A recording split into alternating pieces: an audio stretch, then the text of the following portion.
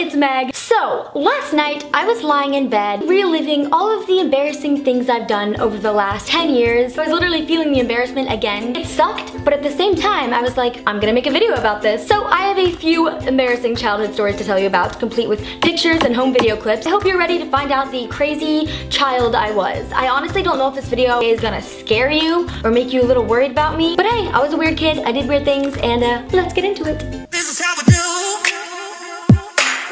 Okay, so I think I was about 8 or 9. My family and I had just moved overseas to Germany from my lovely hometown in Canada, and I was not happy about it. In my 8-year-old mind, my entire world had been shattered, and I was being forced to live hostage in a random country speaking a language I didn't know, with people I didn't want to be friends with. I was not very jolly about it. I would start a lot of random fights, so this is one of those times. So I'm standing at the top of the stairs. My mom's at the bottom of the stairs. We are having a screaming match, and by that, I mean I was screaming, and my mom was probably trying not to laugh and making me feel like I was actually getting somewhere in my arguments. I don't remember what the argument is about, but what I do remember is that about halfway through the argument, I had that moment where I'm like, oh no, I'm wrong. Oh, I'm actually so wrong. Realizing you're wrong in the middle of an argument is a very traumatic thing to have to feel, especially for an 8-year-old. So, like you'd expect, I had no idea how to handle it, and I did the only thing that I could think of. So there's a glass door at the top of the stairs. So I look at my mom, I look at the door, I look at my mom, back at the door, and I know what to do. I slam that door as hard as I possibly can, and I turn to walk away, and then I realized something. The door is making a lot of noise for just being slammed once, so I turn back,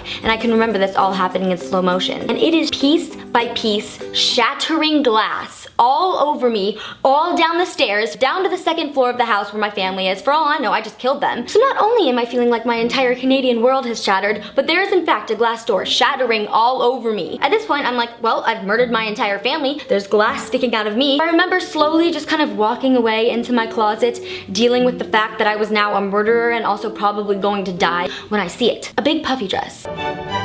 So, you know, just in case my entire family was alive and well, my mom was about to run up the stairs and yell at me, I decided to cover up any type of blood or cuts that were on me with a big flower dress. So I put it on and I sit in the middle of my closet, waiting for what is about to come. So as you probably guessed, my entire family was fine. My mom was just worried about me, so she came and checked on me. So like, first, Megan, why are you wearing a flower dress? And I have to reveal to her all the little bits of glass sticking out of me. Pure defeat. Okay, so flashback to my musical days. Before cheerleading, my hobby was like musical theater. So picture this, 10-year-old, really stubborn, kind of crazy-eyed Meg, backstage of Annie, all dressed ready to be Molly. So in the opening scene, all of the kids that played orphans got like a designated prop pillow. Some were cuter than others. I guess, thought it was really, really important to have a cute pillow. I picked my pillow, I used it for all the dress rehearsals. I was happy. It's the night of the play, everything's jolly, things are good. I had some lemon tea and some rucola. I'm wearing my jazz shoes, I'm ready to go on stage. Where's my pillow? All the girls are holding their pillows, and I don't know where my pillow is. So I'm looking around, totally panicked. At the time, the only thing that mattered was finding this pillow, and I see it. In the arms of a fellow castmate playing a fellow orphan. Wow, that was not okay. So there I am, backstage. There's 30 seconds until the sun will come out tomorrow scene happens. The girl's holding my pillow hostage. I am pillowless. And what do? I fight her. I started a fist fight with a fellow 10-year-old girl over a pillow. Apparently I caused such a commotion that I was not allowed to perform in the play at all. Right before the second act, they literally sent me home, pillowless. So this next story I actually made a whole video about a really long time ago on a different channel, but I thought I would retell it because it was one of those moments where you do something so embarrassing and then you're like, hey, well, maybe I'll just play dead until everyone goes away. So this is summer. I want to say I was about 11 years old and we were going camping in Alaska. Things were pretty awesome. We were with our cousins. We were like the travelers, Christopher Columbuses, together taking on the tundras of Alaska.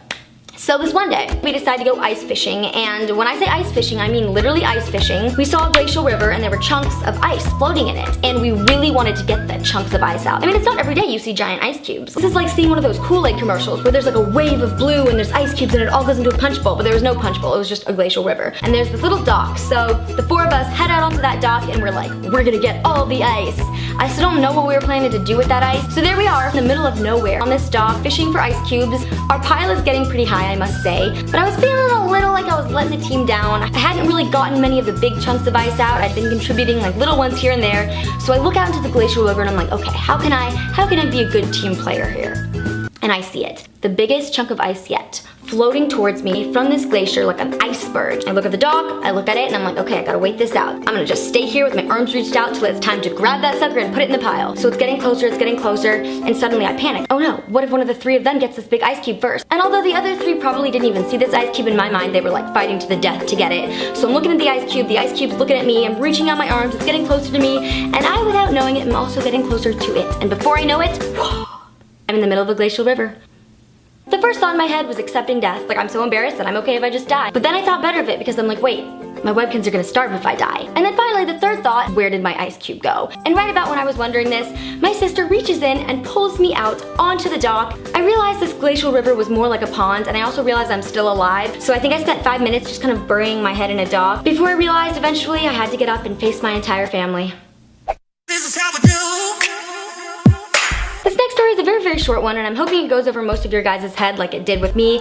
But, well, when I was a kid, I used to get lots of hand-me-down clothes from my friends or my cousins, and I was going through a box of stuff that I got from my best friend's older sister, and there was a belly top in there. So I remember right away it was my favorite. It said something on the shirt, like a number, but I didn't really know what it meant. I put on the shirt, I look in the mirror, and I'm like, I'm feeling myself. Well, whatever the 8-year-old version of I'm feeling myself is. So I'm loving it. I put on some jeans with it. I'm like, this is a look. This is awesome. I go downstairs. I'm not worried at all that it's a belly top because it's barely a belly top, so my mom should be totally fine with it. I get to the bottom of the stairs and she looks at me and she says, absolutely not. And I'm thinking like, what? It's not even that bad. Like there's maybe like a centimeter of my belly showing. Maybe 2. I try and resist, she just shuts me down, and the weirdest thing is she will not tell me why I can't wear it. I'm quite upset. I mean, I obviously thought I had quite a look going on, so I storm upstairs to change angrily, and that's all I knew about the situation until about 4 years later when I saw a picture of me in that shirt and it all made sense. And here's the picture. That happened. It's embarrassing, but also kind of like really, really funny. So if you haven't realized it, I do embarrassing things a lot. Like just now, I realized I had lipstick on my teeth the entire video. So that's just great. That's awesome. But if you guys liked any of the stories, feel free to give this video a thumbs up and subscribe to my channel if you're not already subscribed. And leave me a comment below of something embarrassing that happened to you or that you did when you were a kid, because sharing these stories with you has made me really want to hear about embarrassing stories. It'll make me feel better anyway. So I hope you guys enjoyed listening to my sufferings, and I'll see you next time. Bye! Fire when the storm hits you. That's it, friend?